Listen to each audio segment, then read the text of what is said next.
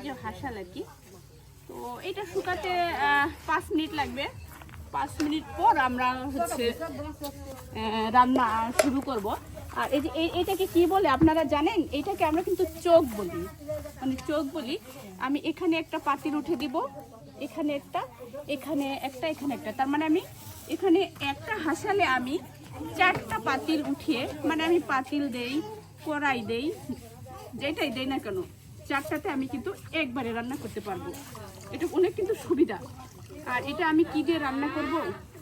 খড় আছে, আপনারা খড় চিনেন?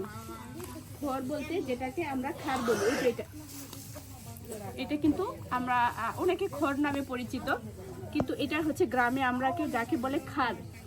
এই যে খারের এই যে আমার সামনে দেখেন খার আছে, এই খার দিয়ে আমরা কিন্তু খাবারটা রান্না করবো।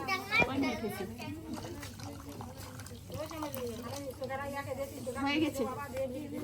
ওকে গাইস, নেক্সট ভিডিওর জন্য আপনারা অপেক্ষা করেন।